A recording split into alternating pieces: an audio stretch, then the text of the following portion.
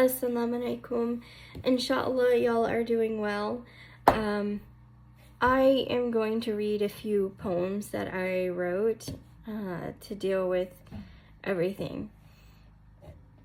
I guess you can call them poems, writings, whatever. She sits and has many things running through her mind as she stares out into space, thinking how she can put it on paper. Her abusive marriage taught her many things, but how to get it out is the question. She laughs at herself because she is a slow learner, but when she learns, she runs past others. It took her 6 years to learn her lesson with him. Her lesson was extremely painful, but maybe her sharing will spare another soul from the same pain. She learned to listen to her intuition no matter who tells her otherwise. Don't be afraid to speak about forbidden topics, especially when it comes to her desires, even when she's never experienced them and didn't know the words for them yet. Don't be afraid to bother people, because if you are bothering them, they will tell you through words or actions. Listen to someone's actions, not words, if the two contradict each other. You are not too much to handle for the right person. If someone threatens to leave, let them. Some people will treat and speak to you the way they view themselves. You do not have to hide who you are in order for others to accept you. Instead, embrace who you are and change what you don't like. Don't apologize for being yourself. Instead, only apologize when you were in the wrong or did something wrong.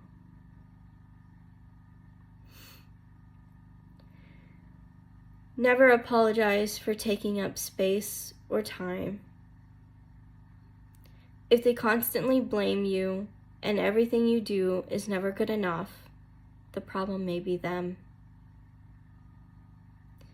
If they are determined to be miserable, they will be.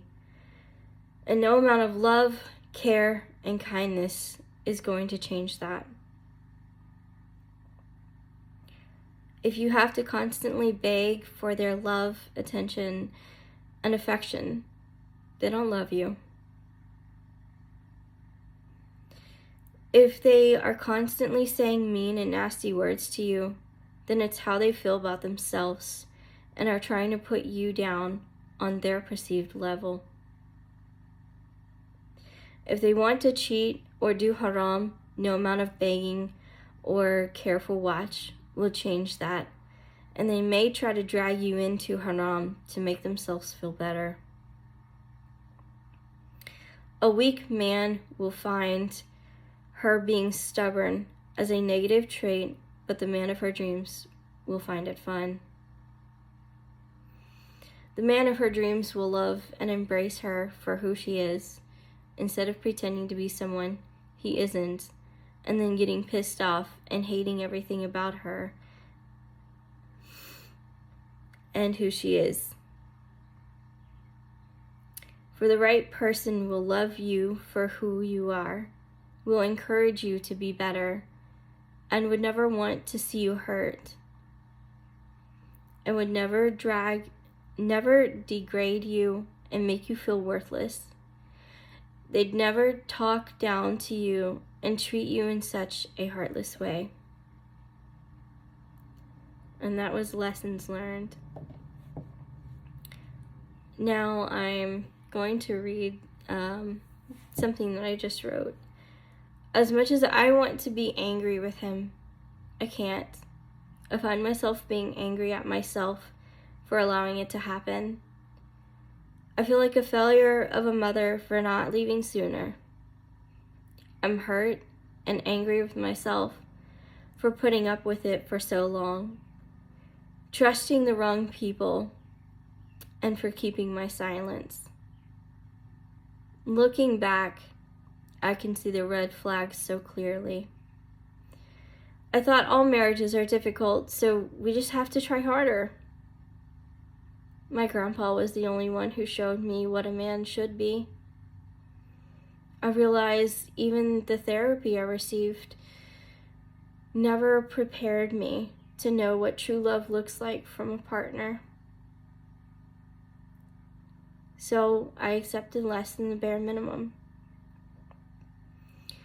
Now I'm in the middle of a divorce with my abuser. I wish I could get away from him forever, but we have a child together. If I could go back in time, I would never have married him. But as painful as this is, and as much as I want to be angry with him, instead, I feel pity for him. I feel pity because he will never understand what happiness is, because he chooses to always be miserable.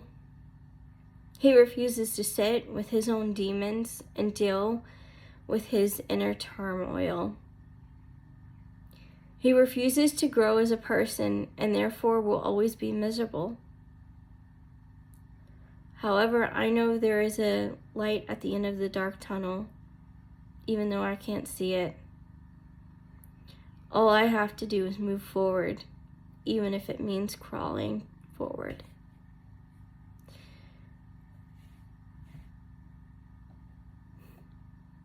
Unfortunately, this is what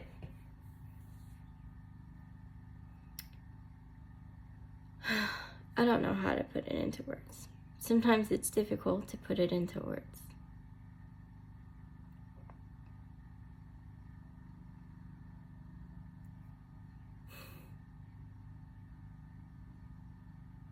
Sometimes you just want to be alone, but not.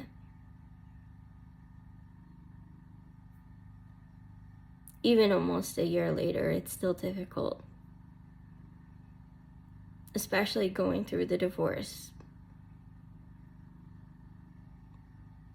While going through the divorce, you're constantly reminded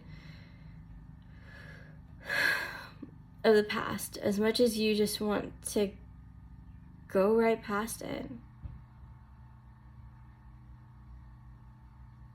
You just want it to be over. But when you have a child together, until that child's 18,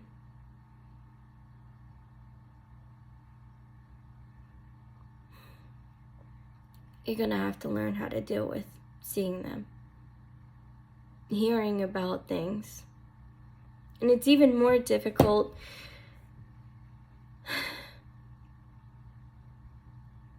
when you are part of a small community in a large city.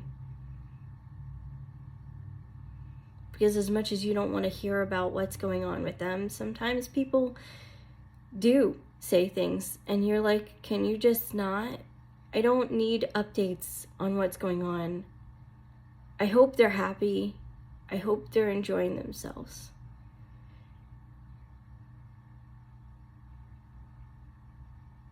I just want to be left alone.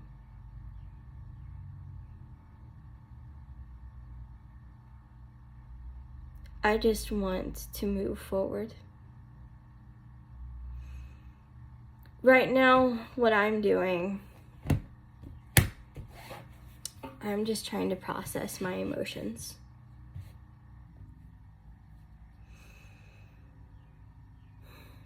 What I am doing,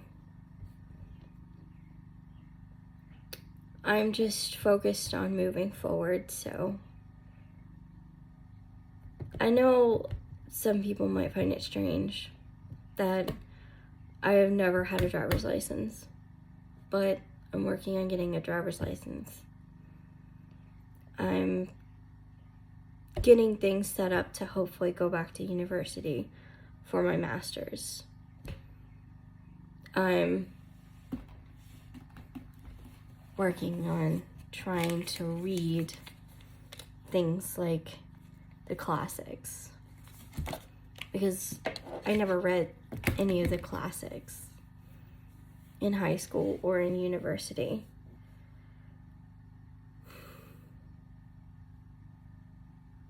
I'm just trying to focus on self-improvement. Unfortunately, all the counselors here are all booked up, I'm not where I want to be at all.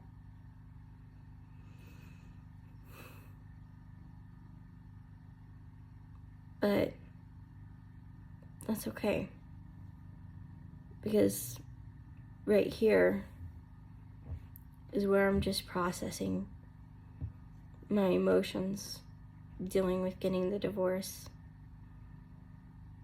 and focusing on self-improvement. So, I hope you guys are having a wonderful and blessed evening or day. Masalam.